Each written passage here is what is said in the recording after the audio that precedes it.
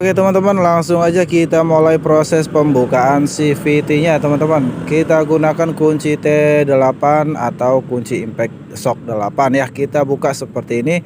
Ini terlihat kendor banget ya teman-teman. Seperti ini saya hampir agak curiga ya. Lalu pas saya pastikan dulu, saya pasang kembali dulu, lalu kita nyalakan apakah penbelnya. Dan ternyata benar penbelnya sudah ada keretakan atau sudah melar ya teman-teman. Oke, lanjut mulai pemasangan bagian kampas gananya. Ini kita robek dulu ya. Kita unboxing dulu untuk kampas gananya seperti ini teman-teman. Kodenya KVY. Ya sama dengan kampas ganda bit karbu ya, seperti ini teman-teman. Oke, kita siapkan untuk plat kampas gandanya, lalu kita oleskan ya sedikit aja untuk agar nanti si kampas ganda itu bisa bermain ya, tidak berat sekali. Jadi kini kita pasangkan juga untuk bagian karet bantalan kampas gandanya, itu ada 3 biji ya teman-teman, jangan sampai tertinggal, nanti yang tertinggal bakalan nangis, kasihan kesepian. Oke, lalu kita pasang juga untuk bagian kampas gandanya, kita samakan ya, sama ya teman-teman, karena memang kita beli yang originalnya. Oke, kita pasangkan seperti ini satu persatu untuk kampas gandanya teman-teman. Lalu kita lanjut pemasangan pernya. Oke, per kampas gandanya yaitu ada 3 ya teman-teman, kita pasangkan, lalu kita tarik menggunakan obeng seperti ini teman-teman. Hati-hati ya teman-teman, soalnya lawan loncat pernya ya teman-teman. Jadi pelan-pelan aja, santai aja, jangan terlalu buru-buru. Oke, seperti ini teman-teman, ini sudah terpasang untuk bagian per kampas gandanya atau per sentriknya. Oke, lalu kita mulai pasangkan bagian penguncinya, yaitu ring dulu ya, karena ada ringnya. Kita kasihkan ring, lalu kita kasihkan penguncinya ya, atau sepinya. Kita tekan menggunakan tang aja, nanti juga akan masuk sendiri ya teman-teman.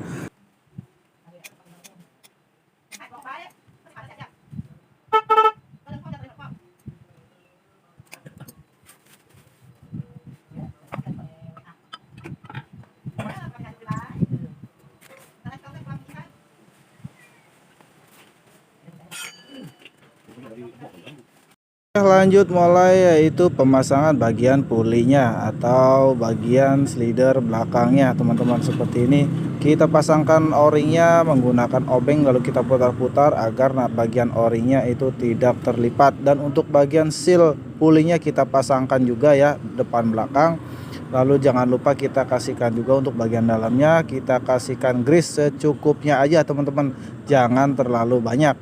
Oke, seperti ini teman-teman. Lalu kita pasangkan kembali untuk bagian pinnya ya teman-teman, 3 biji. Lalu kita kasihkan juga grease di bagian jalur pinnya dan secukupnya aja. Oke, seperti itu teman-teman ya.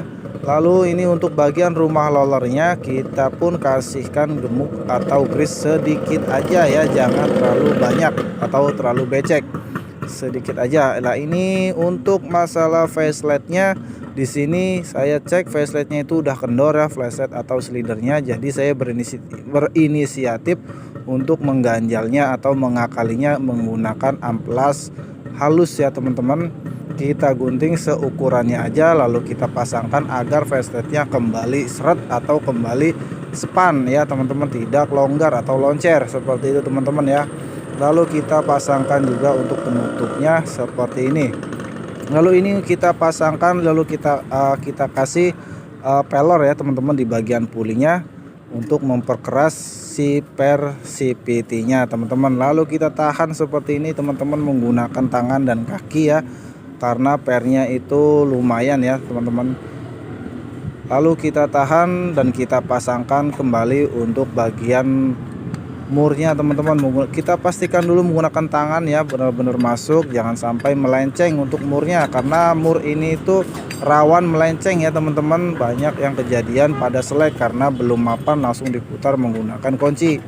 Maka dari itu kita coba dulu menggunakan tangan ya teman-teman. Lalu kita pastikan kita kencangkan menggunakan kunci, lalu kita pukul agar benar-benar kencang seperti itu teman-teman ya, jangan sampai kendor teman-teman.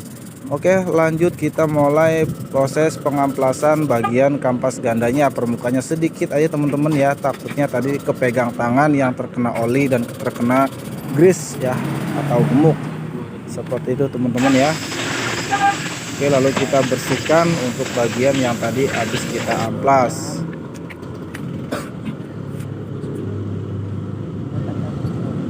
Oke, lanjut kita mulai mau pemasangan rollernya kita pasangkan ya teman-teman. Lalu kita pasangkan juga untuk bagian bosingnya seperti ini ya teman-teman.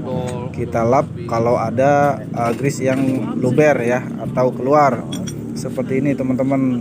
Ini udah proses pemelobangan bagian lonceng atau mangkok kampas gandanya.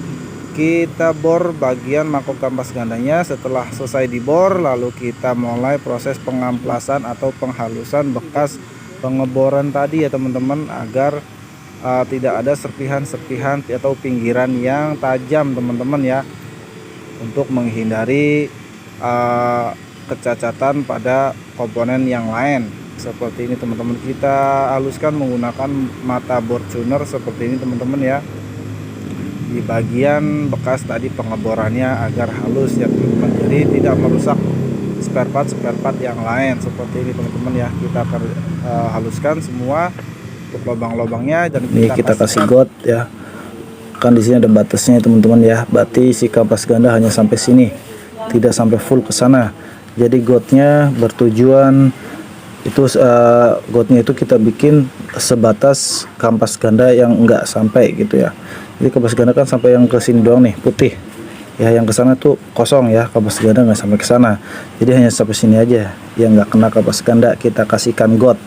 Jadi pada saat nanti posisi banyak debu ya, kotoran, nanti dia akan langsung meluncur keluar dengan bantuan pemutaran angin yang dihasilkan oleh putaran kampas ganda. Seperti itu teman-teman ya. Terus jangan lupa dihaluskan biar enggak mengenai plat-plat di dalamnya yang lain. Oke, tuh seperti ini.